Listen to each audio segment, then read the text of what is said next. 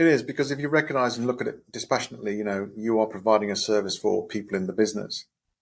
Now, where it becomes a little bit subjective is whether they're able to apply that and provide that service from a distance on a Zoom or Teams, or whether it is much more effective and efficient to do it in, face-to-face type scenarios.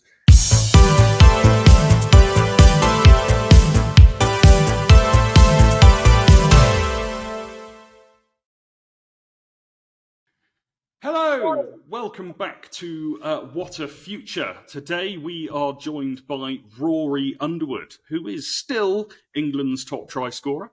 He was a fighter pilot in the RAF at the same time. I think that's incredible to do two things at once.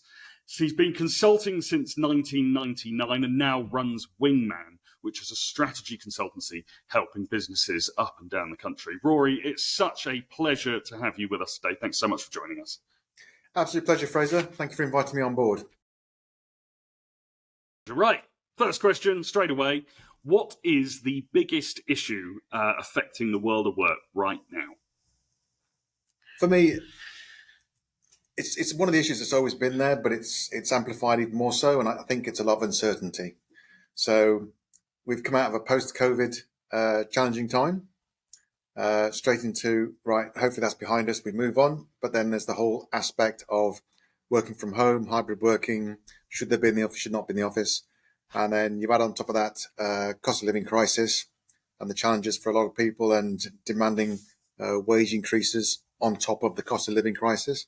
So for a lot of businesses, there's a real interesting challenge around, on one side, how to get the best out of our workforce, and doing right by them, but also, I think quite crucially, sometimes people forget, quite right by the people, but also by the business. You still got to run a business at the end of the day, as well as the financial element of what's going in the world that is going on now and the challenges that puts on business.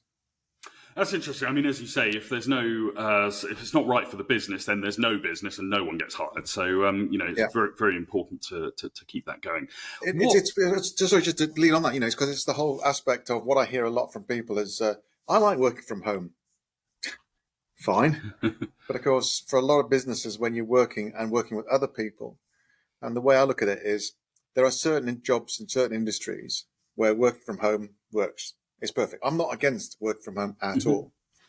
So there are some industries where you work from home, the odd check-in at Teams, or you pop in the office once a year or whatever, that's fine. But there are some industries we know that you have to work. You can't, if you're doing manufacturing, production, anything that requires, you to actually do things physically, then there are. So you have that standard mean curve where you got that top 20% where you have to be, you've got no doubt, and then there's a bottom 20% you could argue where probably you can get away with it. But this middle 60% has a real interesting challenge around hybrid, around working from home, not working from home. Should you demand people to come in? Should you not? And really, that is a challenge that business owners, business managers are going through now in knowing how to get the right balance. And it's the real balance between, well, it works for me. It may work for you, but does it work for everyone? And does it work for everyone in the business? And that's one of the interesting challenges you've got to try and balance. So can you give an example of a sort of role that might fall within that 60%, just so people can kind of know where we're talking? There's one company I've been dealing with at the moment, and there was a lady who was working in, I'll just use the sort of generic phrase of support services, and because of the COVID, work from home. And really works for her because she's got a couple of kids, and the way it works, working from home makes her life so much easier from the point of childcare, etc.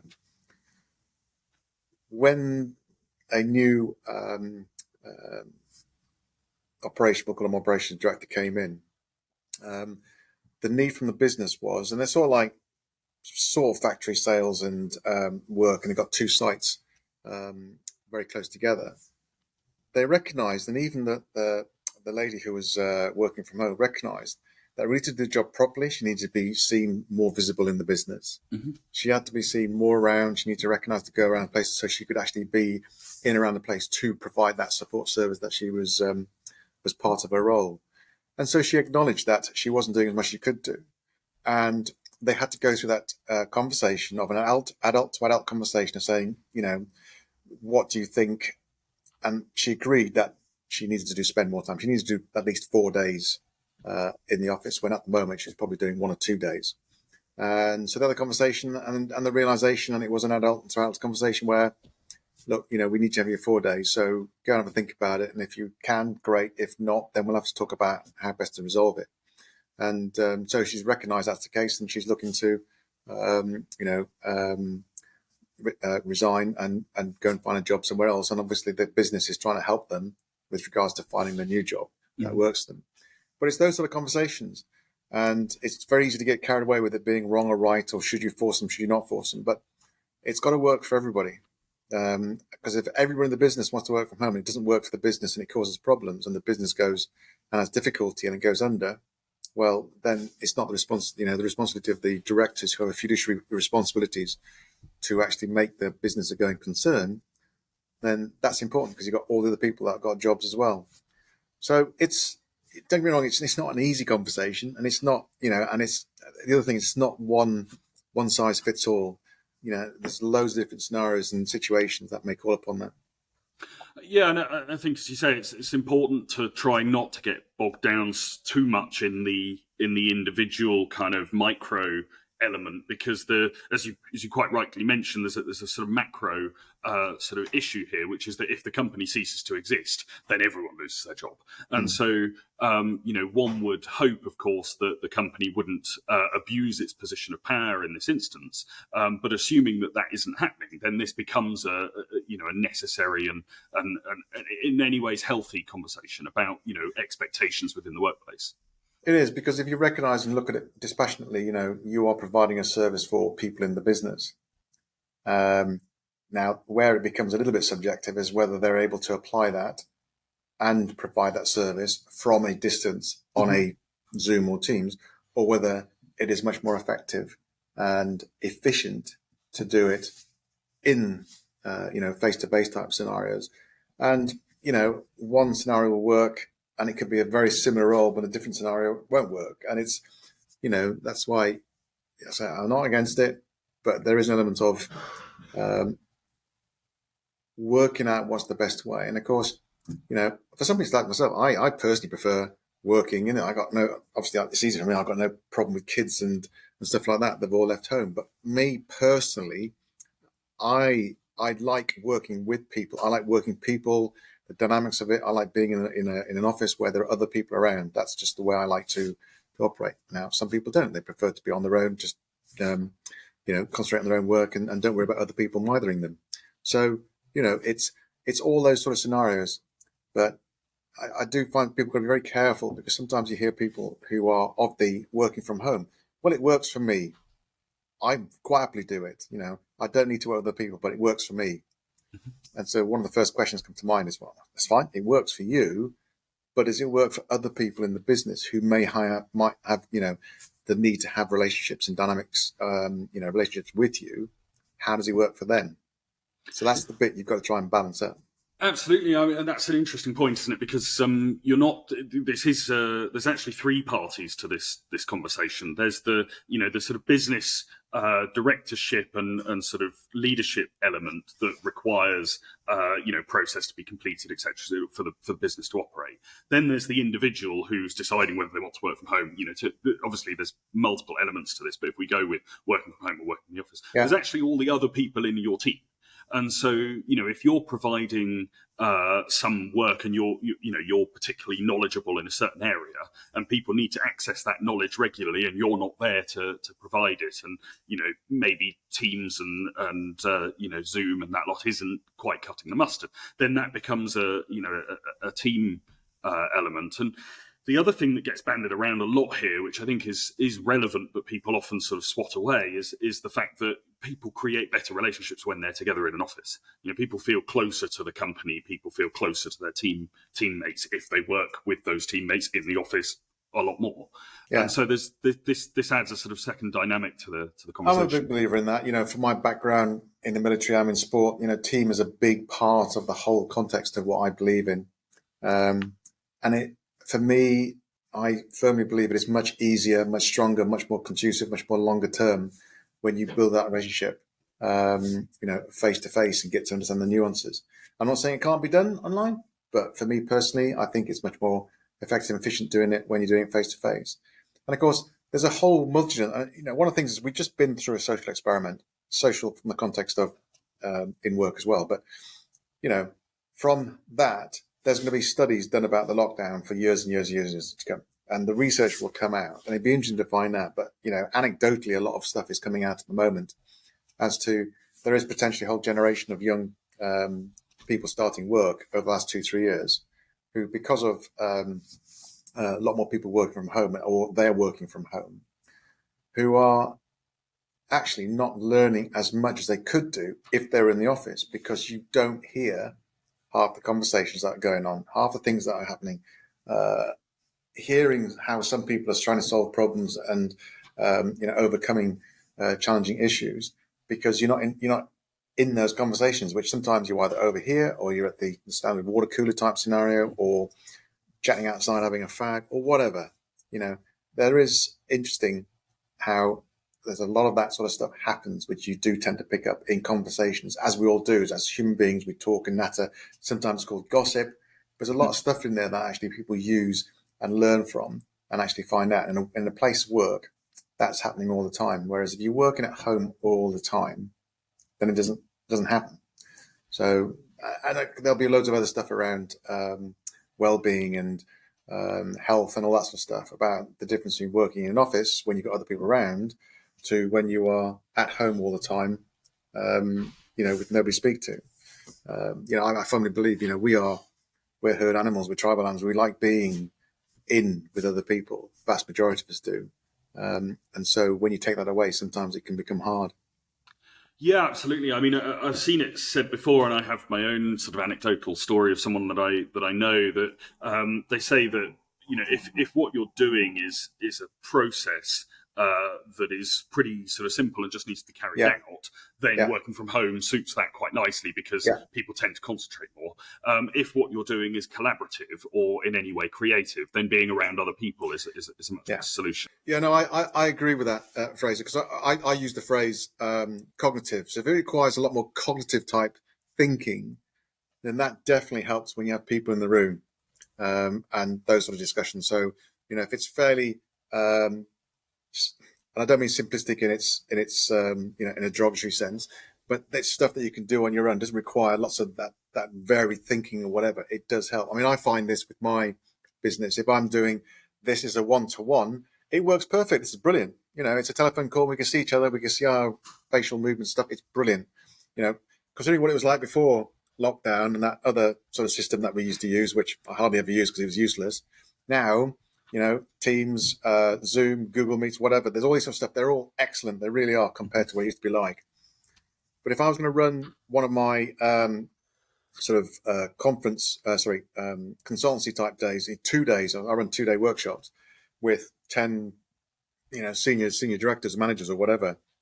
If I did it on Zoom or Teams, I don't enjoy it as much. I don't feel I can get the same interaction looking around as I would do from seeing the body language around the room. And it's tiring, it's bad enough doing it face to face, never mind doing it on there if you were a delegate listening for 2 days. So there's a lot of that. And I said before, there are certain roles. I know it works, anything that requires you just to get on with this work is fine. But as soon as you interact in a cognitive sense, and even, I remember, during the lockdown, there was even some people, that sort of second bit where it was like, can you stay away? But if you have to, come in. And there was an architectural firm, and they just felt they got to a stage where people just do all their drawings, but obviously a lot of their projects don't have one project, one architect. They've got a team of architects. And even though you can send the file or whatever you can join, it's still, they found it so much better when everybody came in the room to be able to talk about the thing on a much bigger scale. And, even though you've got blackboards or whiteboards and all the sort of things you could do on a screen, that's a 6 or 17, 16 inch, 15 inch screen you've got on your laptop, as opposed to big whiteboard or whatever that you can have in your office. So again, it goes back to, for me, it's trying to get the balance that it works as much as it does for the individual, as it does for the company, as it does for the people that you work with. Absolutely. I mean, I was laughing the other day about the fact that we've all forgotten about the metaverse because now we're all talking about ChatGPT instead. But actually, looking back at the idea of the metaverse, it's interesting that almost the solution to this problem was to create a digital place where we were all together anyway. Yeah, And I think this is, we're a long way off in sort of yeah. a lot of imagination of what we've got now. It looks Well, the pretty thing rubbish is, compared to what we when I could talk have. about that, I talk about the ideal solution will be the holodeck on Star Trek. Yeah. As soon as you get to that, then we're sorted.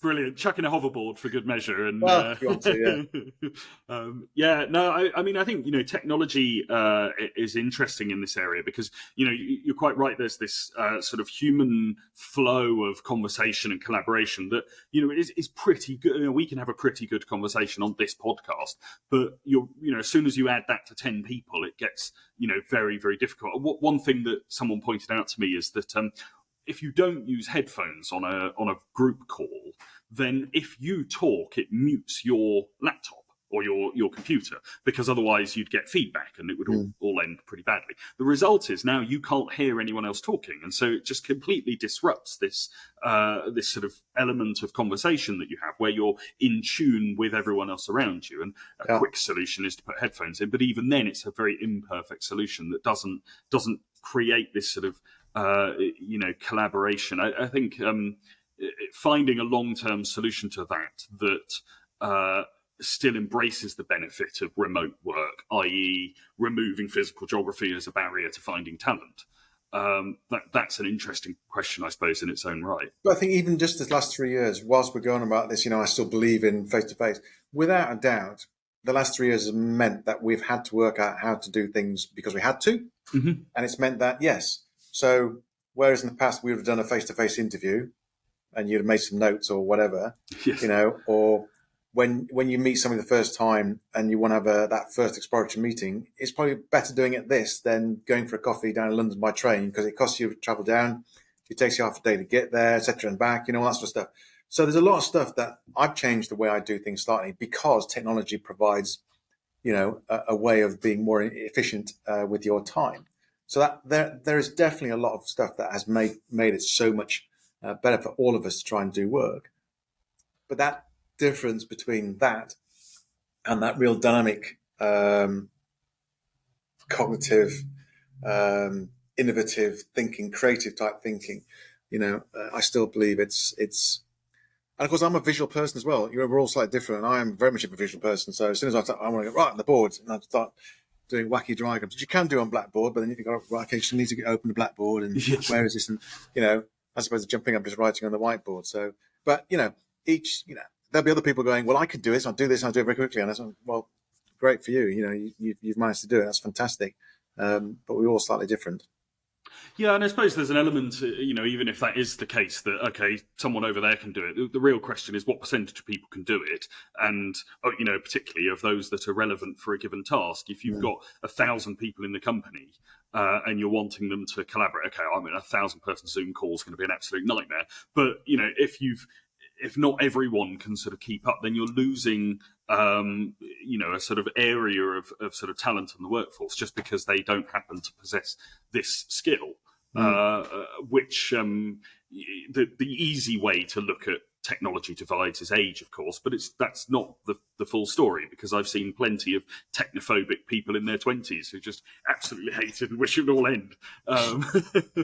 So it's a really interesting one. I have someone in my company who doesn't have a smartphone, and yet they're 23, and it's like, I know. And they can probably hear me because they're in the workshop, so sorry. Well, I've got my next door neighbour, a very good friend of ours. He's always had a normal analog phone. Oh, waste of time. And the thing was, he was a software engineer for a while. When he was in mining engineer, and he had to change because of being very redundant. He trained himself up as a computer engineer. So he did that for about, 10 years before he retired. But he never used to get one. And he's got 2 boys, and his wife, why don't you get? No, it's just, Anyway, eventually that thing fell to bits. Eventually the phone just broke. So, and of course, trying to find an analog phone is button. They just look, here's an old, I think Apple phone. So here you go. He's now like you seen you can get an app for doing this now? Have you seen this? It's like, oh, you can do this on this and on. And he's like, completely converting his going. So I was like, what's that jet flying over there? Oh, go into his app. So, oh, well, that's an Aer Lingus going over to Dublin, or what? It's like he's found this whole new world. Yeah, and yet this does move on to the kind of, the reason why this person doesn't have a smartphone is because they don't want to be reliant on it. Smartphones take over our lives. They're designed to. Those apps are designed to. Oh gosh, what's that plane? What's that bright, star in the sky, etc. Or even what's that Bing in my pocket? I should respond to it. But actually, I'm a lover of technology myself, but we can go too far. If we create, back to the work dynamic, if we try and solve all of these problems that are largely solved by going into the office more often, by throwing more technology at the problem, we just become so reliant on things that ultimately we have no control over, that we've seen over the last 5 years can go down. I think all of the major cloud hosting platforms have gone down over the last 5 years at some point and disrupted everyone. And maybe this over reliance is something that we should be wary of. So that's really interesting, because one of the views I have is that fundamentally you are still in control. You don't think you are. You don't think control it, but you can. So if you don't want to be controlling the phone, just because I'm sure you can set it between 9 and 5, it'll ring, but after that it switches itself off. I remember when emails first started coming out, a friend of mine, who's more of an older generation, was, I don't want to have emails. I don't want people sending me emails at night and all this sort of stuff. And I said, well, don't switch on your what was it, Outlook Express in those days. Yes. Don't switch on your Outlook Express. What do you mean? Well, if you don't want emails, just switch off the app, the program, and it won't come in. Or in fact, even you can set a time on it that says only send and receive between these times. Mm-hmm. So, but I get it. It's a behavioural thing, and one of the hardest things to do for any of us is to change our behaviour. Mm-hmm. But it's within our remit to do it. So, I totally agree. It's and that applies not just to technologies, to anything that we do. It's when somebody's it's one of those things, and it's sometimes difficult to oh well, I had no choice to do that. You did? No, I didn't. I had to do it. No, you had a choice. You could have not done it, mm-hmm. but it was so 99% I had to do it that you did it. But there was still a choice there. You just chose not to do the not bit. But of course, when that person is convinced that he had no choice, metaphorically, you are right, because it's the old sort of Damocles or whatever. However, you did have a choice. You could have said no, or you could have not pressed the button, or you could have not switched it on. Absolutely, but then this is definitely the case. That we have choice over all of our habits and our reactions and everything, but it's very difficult sometimes to control. Those habits can be so ingrained. Even down to behavioural things like being defensive. Everyone gets defensive at times. I notice when I get defensive, I think, oh, why am I getting defensive? This isn't helping me at all. But sometimes you can't stop it, and then you say something. Oh God, yeah, let it get through that time. And so whether it's reliance on technology or whether it's behavioural responses to things, while it's very much possible, it's also very difficult at times. And I think part of the challenge is technology is good until it becomes bad. So it's knowing what you want to use it for and knowing what you don't want to use it for, and then you can get towards trying to learn how to control it. Because if all you think it's great and I just use it and you get sucked in, before you know where you are, that's when you don't realise that actually the bad bit is having an impact in your life. Mm-hmm. So by no means am I saying your 23-year-old needs to go and get a smartphone and grow up and whatever stuff. But it's like anything else. It is a way that you can choose how you do that. When I first got a BlackBerry, I completely understand what it's like, because every time the red light went off at the top of the thing, it was like, I've got an email. Better go and check it. It's like, my wife used to, being out, it flashes, and I look at it. She says, switch off that bloody BlackBerry. And so I went, because it was new technology at the time. It was all new to us. Whereas obviously now, I do take my phone out with me at dinner, but Christ behold, if I answer look at the screen or look at the phone at the dining room table, then crikey, I'll get the daggers across the room. And so you should. Yeah. Anyway, look, I want to move to the second question, but we've started sort of crossing the boundary into looking ahead, and I think we've said that there's kind of multiple solutions to this problem. The problem being that there's a lot of uncertainty in the world that's causing a lot of change and upheaval. That upheaval has led to a big question that we've largely focused on, which is, do people work better in the office or at home? There's not one size fits all answer, but we need to be able to have adult to adult conversations about this. Otherwise, everything just becomes a sort of emotional mess of I like that and you like that, and where do we sit? But let's say that we've found, we're moving towards a kind of equilibrium here, where we maybe have some sort of process whereby, we can say, right, in this instance, this is reasonable, in that instance, that's reasonable. What is it that we should be striving towards? That's kind of where I want to go with this question. What does this kind of world look like where we remove this tension, I suppose? For me, it's like anything else with any business you're trying to do. You're trying to provide clarity around the whole context of what we as a business want to do. Do you want to grow? Do you want to get bigger? Do you want to get more people in it? All that sort of stuff. And so as a business, never mind the working from home, whatever, this whole element of clarity of purpose. If you make sure that all people have got the skill set and understanding how to work with each other, then you've got that, the right people with the right talent and capability to actually deliver on that purpose. And then finally, if you get the whole context of how we work with each other, how we work to a certain standard, and it's all formalized and realigned, then you get that aligned process that comes into it. So purpose, people, process. So from that point of view, if you get all that aligned up together and people have clarity around it, it just makes life so much easier for all of us in the business to move forward. And so from the point of working from home or working in the office or whatever, to me, that is just another challenge that any business has got, that managers, leaders and people have got, in how we work together as a business moving forward. So to me, people think of it as just a dialogue that's just around that issue. It's just another issue that all of us have in how we work. I've got, in the office, I've basically had women working in my office in all the support staff.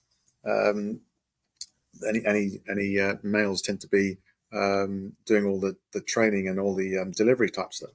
So I've had mums in my office the whole time, and I've had to work with them as to how we manage the whole context of childcare, picking up kids from school, kids being sick.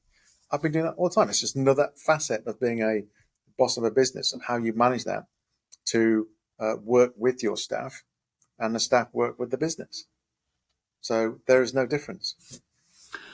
Yeah, and I think this ultimately comes down. I suppose I have a tendency to link everything back to employee engagement, and I'm not remotely apologetic about it. But nor should you be. If you can work with these people, treat them with respect and have that conversation, and you get the respect that you should have back within that conversation, then this, of course, increases the well-being and respect. Alignment with the company values, etc., and that has great effects on all sorts of metrics, productivity, retention, etc. And so, there's been a tendency. I've worked in companies, myself. I've heard plenty of stories, and thankfully, it seems that it's getting less, but probably not in certain industries. That there's this kind of I'm your boss, I pay your salary, you'll do what I say, and I don't want to hear any more about it. Thank you very much. And this kind of attitude, I think, is a barrier to fixing these problems. And if we maintain that attitude going forward, then more people in other industry, in other companies, it becomes a talent war for people, and people are going to go where they're most looked after, where they're most cared for, where they're most respected. And so this, to me, this whole conversation seems vital. For companies and business leaders, if you're not looking at this element of things, you're setting yourself up for failure. The whole context of engagement is around that connectivity and communication between all different parties. And so the business itself understanding that, staff itself understanding that, and collectively trying to get the best of both worlds is going to be a challenge. But at some point, somebody's got to compromise in some way. And for some people, it's too far. Some people, it's too little. And it's no different to what it's been like in other businesses. If it doesn't work for you, if the culture doesn't work, the values don't, you don't like this, you don't like that, don't like the ways of working, go and find a place that you do. Mm-hmm. Yes, I mean, this is sort of somewhat easier said than done for a lot of people, of course.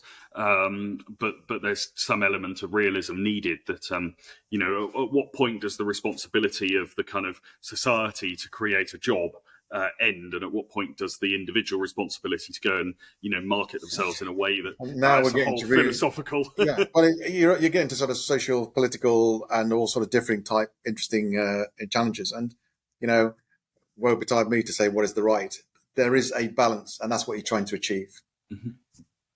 So I think, balance is almost the antidote to uncertainty, isn't it? That we've got, we don't know what's going on. We don't know, there's a war going on that looks, every 5 days we get a notification that says, oh, it might get worse, and then it looks better, and then God knows what's going to happen. You've got that. You've got inflation. Inflation seems stubbornly high at the moment. Bank of England still raising interest rates. What's that going to do for people's mortgages? Have we got a lot of people are still going through their fixed term mortgages, and they haven't come up for renewal yet. But the second that they do, we're going to have cost of living crisis round 2, and keeping I suppose maybe what I'm getting from this is that the balance here is the respect, is the sort of equal conversation between employer and employee about the needs of both, such that you can at least get sort of stability in that. Back to your earlier example, in order to get the best out of this position, we need you in the office 4 days a week. Can we make that? Can we make that work? What's the compromise? Where do we find that place? Well, and that comes back to what it's all about. If you've got engagement, your engagement's good. That conversation tends to be an easy conversation than if it's not. Yes, I've certainly found this to be the case in a number of places, and various previous guests have said the same. Look, I think this has been a really interesting conversation. It's kind of nice. We haven't sort of delved too deep into a lot of things. We've kind of created a broad spectrum of this issue. And I think that's been really, really powerful. So I'm really grateful for your time today, Rory. Thanks so much for joining us. And we made it through the whole conversation without mentioning rugby. You just did. Damn it. Right. No, it's been great. I've really enjoyed it. Thank you very much. My pleasure. Thanks, Rory.